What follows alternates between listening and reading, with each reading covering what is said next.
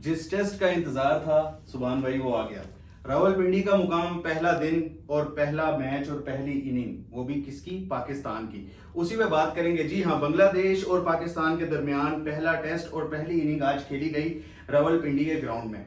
और बैटिंग कुछ ज्यादा मतलब लोगों के ऊपर मुहित नहीं है, क्योंकि 4 ही लोगों ने बारी ली, जिसके अंदर से एक प्लेयर जो कि बहुत ज्यादा खास हैं, बाबर आजम, उन्होंने बगैर कोई रन बनाए, बगैर कोई खाता खोले दोबारा पवेलियन का रास्ता लिया। जिस तरह लास्ट वो कुछ इनिंग से ऐसा ही कर रहे हैं, वो उस पर मजीद डिटेल में बात करेंगे। बाकी मैं आपको जल्दी से स्कोर कार्ड पे रन्स बताता चलूं।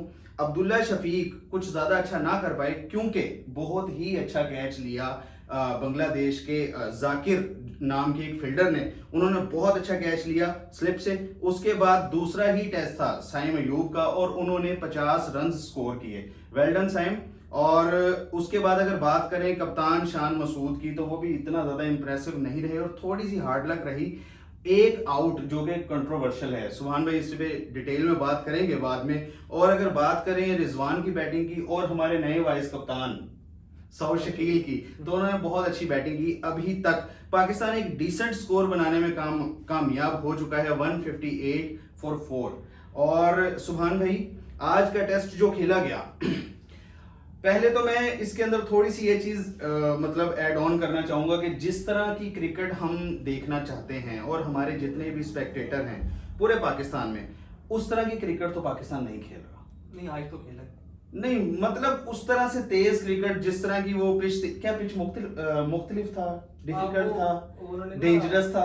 पर्थ की मट्टी थी वो, थोड़ी सी उसकी इतनी सी मट्टी की ना, वो डेली में आए थे, उसके ऊपर ऐसे छिड़की थी जैसे पिज्जे के ऊपर ऐसे। डेफिनेटली सुभान भाई मजाक ही कर रहे हैं, ऐसा बिल्कुल नहीं था। नहीं, नहीं ऐसा बिल्कुल नहीं था। उन्होंने ऐसे करके छिड़की थी उसके ऊपर, उसके बाद गेंद तेज तेज। सीरियसली सुभान भाई, क्या ये पिच डेंजरस था?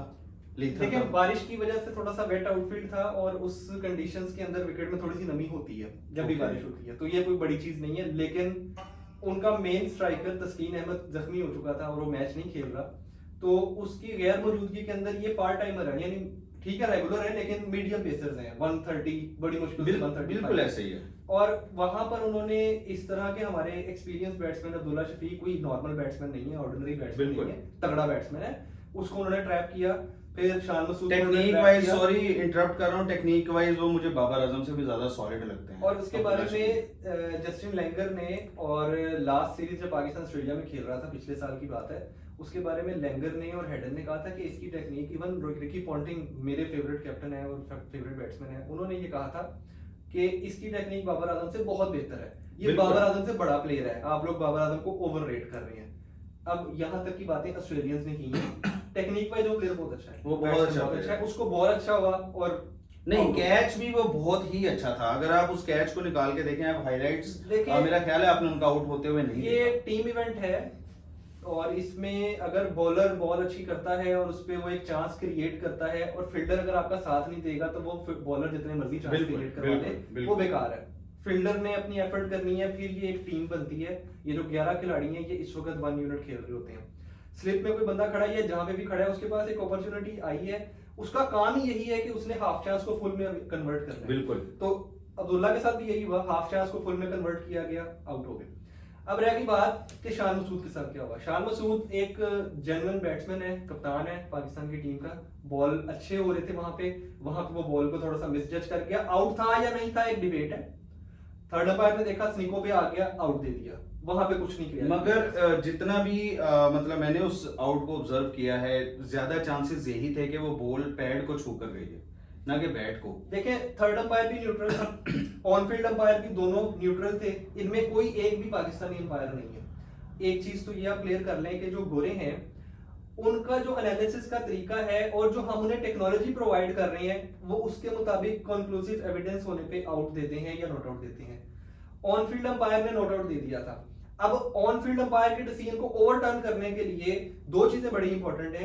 एक कि वो ऑब्वियस हो कि जी आउट है, सेकंड अंपायर को तो नजर आ ही रहा है कि आउट है, अंपायर को 99% श्योर भी होना चाहिए। इसका मतलब ये है कि अंपायर को जब उसने फर्स्ट लुक में देखा तो वो श्योर था कि ये पैड तो नहीं लगा भाई, लगा बैट ही है। अब उसने रिकन्फर्म करने के लिए उसको उसने रिकन्फर्म करने के लिए स्निको का सहारा लिया, स्निकोमीटर को देखा तो साफ पता लग गया। अब पाकिस्तान जैसे मुल्क के अंदर हॉटस्पॉट नहीं है, बिल्कुल। अब हम होते हैं ऑस्ट्रेलिया के अंदर, ये एक डिबेटेबल चीज है, ये डिबेट वाली है ना कि तो एक इसमें- इंटरनेशनल टीम जो कि फॉल करती है मतलब टॉप टीम्स में, और वो उनके पास अभी तक ये टेक्नोलॉजी नहीं है। आप टेक्नोलॉजी को छोड़ें, आज 2 दिन पहले पीसीबी के चेयरमैन का बयान सुन लें तो आप हैरान होंगे। इंडिया के मीडिया उसका मजाक उड़ा रहा है। उन्होंने बयान दिया जी कि पाकिस्तान के मैंने जब स्टेडियम्स देखे हैं तो यहाँ पे तो टॉयलेट तक भी साफ नहीं है, बैठने की जगह तो दूर की बात है। ये परसों का बयान है, जिसके बाद मैंने इंडियन मीडिया थोड़ा सा देखा था और वो ठीक कह रहे थे, वो मजाक उड़ा रहे थे। वो कहते हैं यार आप चैंपियंस ट्रॉफी का रोना रो रहे हैं कि हमें चैंपियंस ट्रॉफी 10 साल 15 साल के बाद एक टूर्नामेंट आईसीसी ने दे दी, वो एक दिया उसमें आप क्या कर रहे हैं?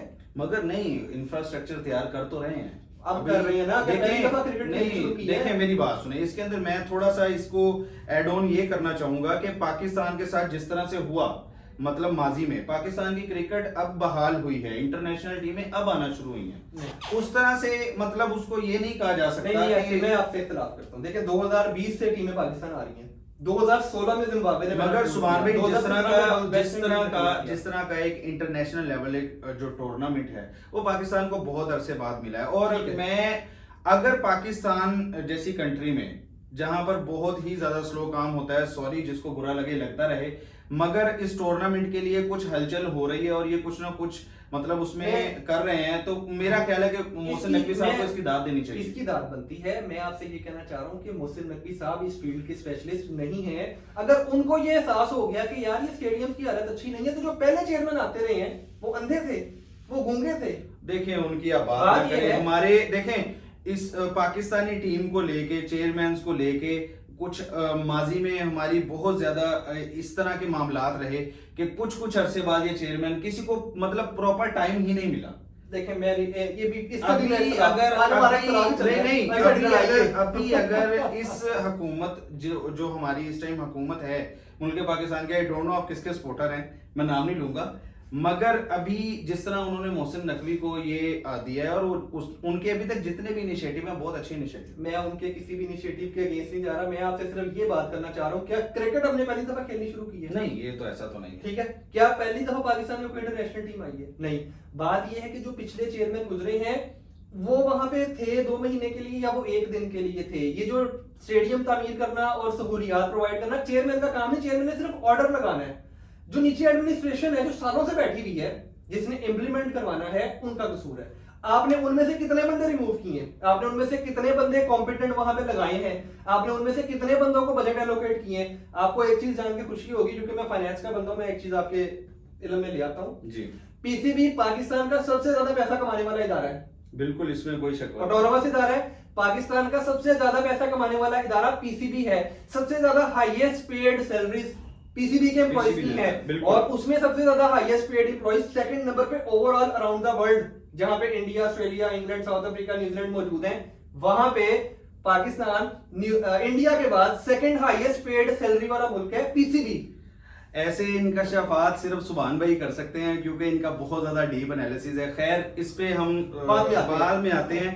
जल्दी से डिबेट कर लेते हैं बाबर आजम का 0 पे आउट होना। बाबर आजम का 0 पे आउट होना, शाहीन अफरीदी का मुंह लटका के बैठना उस तकरीब के अंदर जिसमें prime minister, chief of army staff और बाकी लोग इनको बुला रहे थे, और इनके मुंह नजर आ रहे थे कि भाईजान आप लोग फारिग हैं। क्योंकि वहां पे तकरीब बुलाई गई थी अरशद नदीम के लिए, जिसने ओलंपिक में गोल्ड मेडल जीता था। जब आपके ऊपर से स्पॉटलाइट हटता है ना, ये स्पॉटलाइट यहाँ पे लगा हुआ, जैसे ये कैमरा में फोकस करके बैठा है, अगर ये कैमरा यहाँ से स्पॉटलाइट यहाँ से हटे और इस तरफ आ जाए और हमें पता हो कि यार ये कैमरा तो है ही नहीं मेरी तरफ, बिल्कुल, तो फिर आपको अपनी वर्थ का अंदाजा हो जाना चाहिए। आप लोगों ने पिछले तकरीबन 2 साल मेरा ख्याल है ये सही हुआ है, और ये सही और हुआ ये है। बिल्कुल सही हुआ। आप पिछले 2 साल से आवाम की उम्मीदों पर जिस तरीके से पानी फेर रहे हैं, ना आप इंडिविजुअल एफर्ट कोई कर रहे हैं और ना कोई कलेक्टिव एफर्ट कर रहे हैं, और जिस तरीके से अभी आप T20 वर्ल्ड कप हार के निकले वहां से, यूएसए से आप मैच आ रहे हैं, और आप एक्सपेक्ट करते हैं कि हम आपसे प्यार करें, हम आपको इतनी फैसिलिटीज देते हैं, और अभी मैं बात कर रहा था कि हाईएस्ट पेड सैलरीज दे रहे हैं इनको आप। बिल्कुल, रिजल्ट है ये। दूसरी तरफ वो बंदा है कि जिसको कोई पूछ नहीं रहा, 3 महीने पहले तक उसके पास था कुछ नहीं। अरशद नदीम की तो जितनी तारीफ की जाए कम है, और वाकई ही सारी की सारी स्पॉटलाइट पाकिस्तान की उसी की तरफ होनी चाहिए। वो भी एक पाकिस्तान का स्पोर्ट है और उसने उसको पूरी दुनिया में मनवाया है। बिल्कुल सुभान भाई की बात को मैं सेकंड करूंगा कि पाकिस्तानी टीम जिसके ऊपर हम इतना इन्वेस्ट करते हैं, जिसको हमारी आवाम इतना ज्यादा प्यार देती है, मोहब्बतें देती है, और वो एंड पे क्या करके दिखाते हैं? जीरो करके दो दिखाते बॉल्स हैं। और जीरो, वो सिर्फ जीरो करके दिखाते हैं। अब बात यह है कि हमें बाबर से इख्तलाफ नहीं है, बाबर के हम भी फैन हैं, हम भी जब से बाबर आया उसी की तारीफें करते आ रहे हैं, लेकिन बाबर साहब बस हो गई है यार। आप बिल्कुल। कप्तान थे, हमने आपको सपोर्ट किया, आप परफॉर्मेंस दिखा रहे थे, हमने सपोर्ट किया, परफॉर्मेंस नहीं दिखा रहे थे, हमने सपोर्ट किया। जिस कैलिबर के ये प्लेयर हैं, हम बाबर आजम की बात कर रहे हैं, एटलीस्ट बांग्लादेश के खिलाफ 130 स्पीड के खिलाफ, और अपने होम टेस्ट में इनको कम से कम ये चाहिए कि ये 3 से 4 सेंचुरीज करें इस सीरीज में, ये हम एक्सपेक्ट कर रहे हैं। लेकिन वो और दूसरी बॉल पे आउट हो जाते हैं। और चलते चलते एक थोड़ा सा मतलब मैं बताता चलूं कि पाकिस्तान के ये जो चैंपियन ट्रॉफी है, टेस्ट में जो इनका एक फाइनल होता है, वर्ल्ड टेस्ट चैंपियनशिप, उसके अंदर पाकिस्तान के वर्ल्ड टेस्ट चैंपियनशिप से पहले 7 टेस्ट हैं अभी के, मतलब 7 टोटल टेस्ट हैं। अगर पाकिस्तान इन 7 टेस्ट में से 6 टेस्ट कंसेक्यूटिव जीत जाता है, सॉरी मैं इसमें करेक्शन, जी 9 टेस्ट हैं सुभान भाई इस साल में इन्होंने जो होम टेस्ट खेले हैं, इन्होंने जो होम टेस्ट खेले हैं, मैं होम टेस्ट की बात कर रहा हूं, यस, और 2 यस, वो 7 टेस्ट हैं, उसमें से अगर पाकिस्तान कंसेक्यूटिव 6 टेस्ट जीत जाता है तो पाकिस्तान ऑस्ट्रेलिया से पॉइंट्स टेबल पे ऊपर चला जाएगा, और आपके और लिए ऐसा हो सकता है। और एक और चीज आपके लिए भी इंटरेस्टिंग सी बता देता हूं कि अब इंडिया ऑस्ट्रेलिया की सीरीज शुरू होने में चंद ही दिन बाकी हैं, और वहां पे 5 टेस्ट मैच हैं, और इंडिया अपने मुल्क के अंदर ऑस्ट्रेलिया से नहीं हारा। लास्ट टाइम की भी सीरीज हमने देखी हुई है, 3-1 से जीते थे।